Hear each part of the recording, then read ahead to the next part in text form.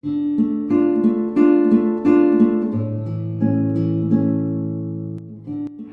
Reading ನಿಮಗೆ ಅನ್ವಯಿಸಿದರೆ ಅಥವಾ ರೆಸೊನೇಟ್ ಆದರೆ ಮಾತ್ರ ತಗೊಳ್ಳಿ. ಇದು ಒಂದು ಜನರಲ್ ರೀಡಿಂಗ್ ಆಗಿರುತ್ತೆ, ಇಲ್ಲಾಂದರೆ ಬಿಟ್ಬಿಡಿ ಅಂತ ನಾನು ಹೇಳ್ತೀನಿ. ಫಸ್ಟ್ ಕಾರ್ಡ್ ನನಗೆ 10 ಆಫ್ ಸಾರ್ಡ್ಸ್ ಬಂದಿದೆ. ಲಿಟಲ್ ಬಿಟ್ ಕ್ರಿಟಿಕಲ್ ಅಂತ ಕಾರ್ಡ್ ಹೇಳುತ್ತೆ. ಚಾರ್ಟ್ ಕೂಡ ಅದೇ ಹೇಳುತ್ತೆ. ಮಂತಲ್ಲಿ ನೀವು ಸ್ವಲ್ಪ ಬ್ರೇಕ್ ತೊಗೊಳ್ಳಿ. ವರ್ಕ್ ಬ್ರೇಕ್ ಆಗಿರ್ಬೋದು ಅಥವಾ ಏನೇ ಪ್ರಾಬ್ಲಮ್ ಇರ್ಬೋದು, ಟೇಕ್ ಇಟ್ ಈಸಿ ಅಂತ ಹೇಳ್ತಾ ಇದೆ. ಸೊ ತುಂಬ ಫ್ರಸ್ಟ್ರೇಷನಲ್ಲಿ ಅಥವಾ ತುಂಬ ಗಡಿಬಿಡಿ ಕನ್ಫ್ಯೂಷನ್ನಲ್ಲಿ ಒತ್ತಡದಲ್ಲಿ ಏನೂ ಮಾಡಬೇಡಿ ಅಂತ ಕೂಡ ಹೇಳುತ್ತೆ. ಸೊ ಒಂದು ಕಾರ್ಮಿಕ್ ಕನೆಕ್ಷನ್ ಅಂತ ಸ್ಟಾರ್ಟ್ ಆಗೋ ಚಾನ್ಸಸ್ ಇದೆ, ಅಥವಾ ನೀವು ತುಂಬ ವರ್ಷಗಳಿಂದ ಜೊತೆಗಿರೋ ವ್ಯಕ್ತಿಯಿಂದ ನೀವು ದೂರನೂ ಆಗ್ಬೋದು ಅಂತ ಹೇಳ್ಬೋದು. ಸೊ 100% ಕಾರ್ಮಿಕ್ ಕನೆಕ್ಷನ್ ಅಂದರೆ ತುಂಬ ಒಂದು 25 ವರ್ಷ ಆಗಿರುತ್ತೆ, 20 ವರ್ಷ, 10 ವರ್ಷ ಆಗಿರ್ಬೋದು ನೀವು ಮದುವೆ ಆಗಿ ಅಥವಾ ರಿಲೇಷನ್ಶಿಪ್ಪಲ್ಲಿ. ಸೊ ಆ ಥರ ರಿಲೇಷನ್ಶಿಪ್ ಕೂಡ ಬ್ರೇಕ್ ಆಗೋ ಚಾನ್ಸಸ್ ಇದೆ ಅಂತ ಹೇಳುತ್ತೆ. ಸೆಕೆಂಡ್ ಕಾರ್ಡ್ ನನಗೆ 10 ಆಫ್ ಪೆಂಟಿಕಲ್ಸ್ ಬಂದಿದೆ. ಪ್ರಾಮಿಸಿಂಗ್ ರಿಲೇಷನ್ಶಿಪ್ ಅಂತ ಹೇಳ್ಬೋದು. ಅಫಿಷಿಯಲಿ ಕೆಲವ್ರದ್ದು ಮದುವೆ ಫಿಕ್ಸ್ ಆಗ್ಬೋದು ಅಥವಾ ಆಲ್ರೆಡಿ ಮದುವೆ ಆಗಿರ್ಬೋದು, ಅಥವಾ ನಿಮ್ಮ ವರ್ಕ್ ಲೈಫಲ್ಲಿ ತುಂಬ ಡಿಸ್ಟರ್ಬೆನ್ಸ್ ನಿಮಗೆ ಕಾಣ್ಬೋದು. ಇನ್ಕಮಲ್ಲಿ ಕೂಡ ಡಿಸ್ಟರ್ಬೆನ್ಸ್ ಇರ್ಬೋದು ಅಂತ ಕಾರ್ಡ್ ಹೇಳುತ್ತೆ.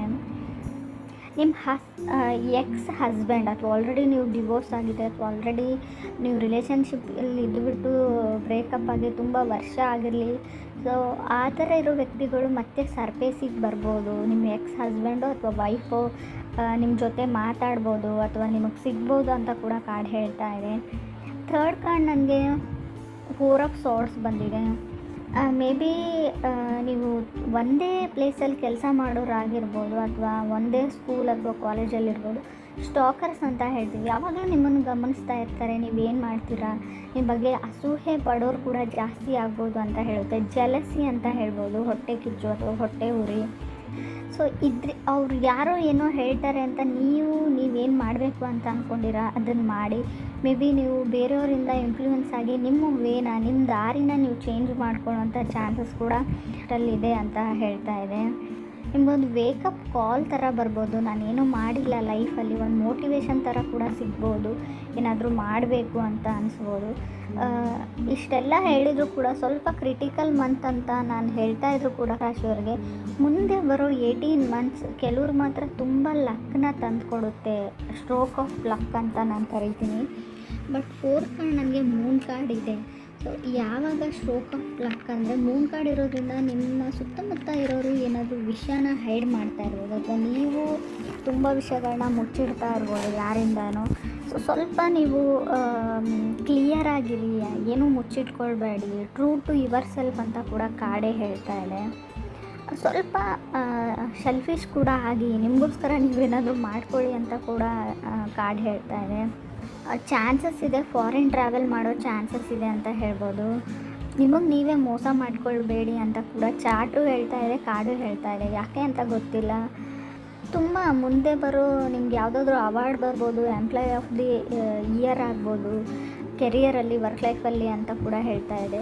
ಮೇ ಬಿ ಇಂಟರ್ನೆಟ್ ಆ್ಯಕ್ಟಿವಿಟಿ ಅಂತ ಕರಿತೀವಿ, ನಿಮ್ಮದು ಚಾನಲ್ ಇರ್ಬೋದು, ಇನ್ಸ್ಟಾಗ್ರಾಮ್, ಫೇಸ್ಬುಕ್, ಸಮಥಿಂಗ್ ಏನಾದರೂ ಇರಲಿ, ಅಲ್ಲಿ ಲಕ್ ಆ್ಯಂಡ್ ಗುಡ್ ಲಕ್ನ ನಾನು ಹೇಳ್ತೀನಿ. ಸ್ವಲ್ಪ ವರ್ಕ್ ಲೈಫಿಂದ ಬ್ರೇಕ್ ತೊಗೊಳ್ಳಿ ಅಂತ ಹೇಳ್ತಾ ಇದೆ. ತುಂಬ ಟೆನ್ಷನ್ ತೊಗೊಳ್ಬೇಡಿ, ಹೆವಿ ವರ್ಕ್ ಮಾಡಬೇಡಿ ಅಂತ ಹೇಳುತ್ತೆ. ಲಾಸ್ಟ್ ಕಾರ್ಡ್ ನನಗೆ ಸನ್ ಕಾರ್ಡ್ ಬಂದಿದೆ. ಹಾಲಿಡೇಸ್ ಮತ್ತು ವೊಕೇಷನ್ಸ್ನ ರೀಪ್ರೆಸೆಂಟ್ ಮಾಡುತ್ತೆ. ಹೀಲಿಂಗ್ ಅಂತ ಹೇಳುತ್ತೆ. ಎಂಜಾಯಿಂಗ್ ಲೈಫ್ ಅಂತ ಹೇಳ್ಬೋದು. ಸ್ವಲ್ಪ ಬಿಸಿಲಲ್ಲಿ ಹೋಗಿ ವಿಟಮಿನ್ ಡಿ ಕಮ್ಮಿ ಆಗಿರೋವಂಥ ಚಾನ್ಸಸ್ ಇದೆ ಬಾಡಿಯಲ್ಲಿ. ಸ್ವಲ್ಪ ಲೈಟ್ನ ತೊಗೊಳ್ಳಿ, ಬಿಸಿಲಿಗೆ ಕುಂತ್ಕೊಳ್ಳಿ ಅಂತ ಹೇಳ್ತಾ ಇದೆ. ಬಿಸಿಲನ್ನ ಎಂಜಾಯ್ ಮಾಡಿ ಅಂತ ಕೂಡ ಹೇಳ್ತಾ ಇದೆ. ಒಂದು ಡಿಫ್ರೆಂಟ್ ವೇ ಆಫ್ ಥಿಂಕಿಂಗ್ ಬರುತ್ತೆ ಎಂಡಲ್ಲಿ, ನೀವು ನೋಡೋ ದೃಷ್ಟಿ ಚೇಂಜ್ ಆಗುತ್ತೆ ಅಂತ ಹೇಳ್ತೀನಿ.